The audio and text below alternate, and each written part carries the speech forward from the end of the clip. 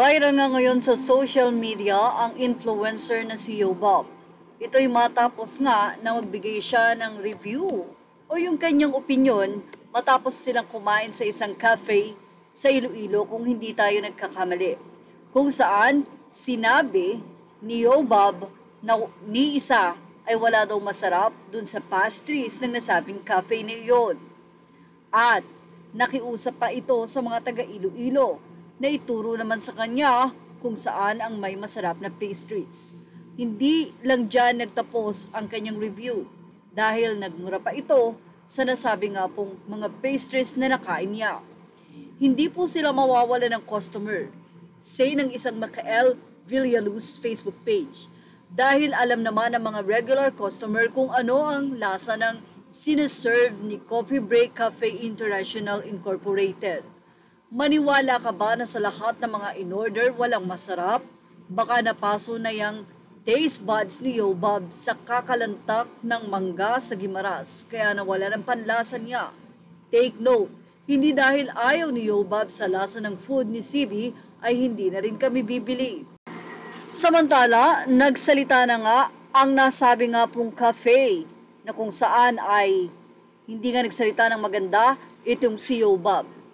Anila, thank you for sharing your thought, Miss Eunice Castro, about your recent visit to Coffee Break. We appreciate all feedback as it helps us learn and improve. However, we were taken aback by the strong and explicit language used in your review. While we understand that not everyone will share the same taste, we believe that constructive criticism can always be communicated respectfully. We're proud of the work our team puts into creating a positive experience for every guest, and language that crosses the line can be disheartening, not only to us, but to the people who work hard every day to serve our customers. Coffee Break has been serving coffee lovers for 20 years, and while we recognize this is always room for improvement, we've never received an insulting feedback such as yours.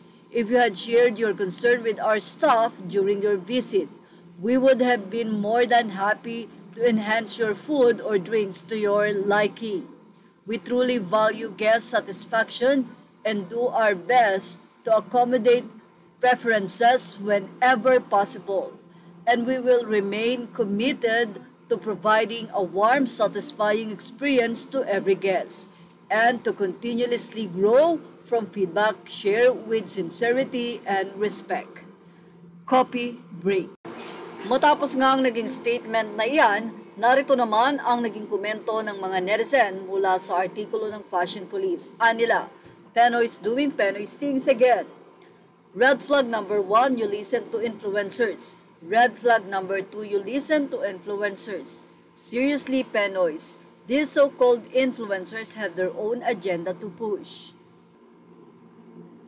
Say naman ng isang anonymous commentator, I've actually heard people say way more nasty things about food they've had in other food establishments. The only difference is they weren't recorded. Partida. Wala pang kasamang curse words yung mga yon, but their deceptives were way more harsh. Of course, what Yulin did wasn't right, although she may even be cashing in on the uproar, but I'm pretty sure may mga nang baba sa kanya who are utter hypocrites. Nasa na kaya ang parents nito? Like, kaya pala di ko na siya magustuhan kahit nag-start pa lang siya, may tinatagong lihim. Images are all credit to the rightful owners. Thank you for watching. Please like, share, and subscribe.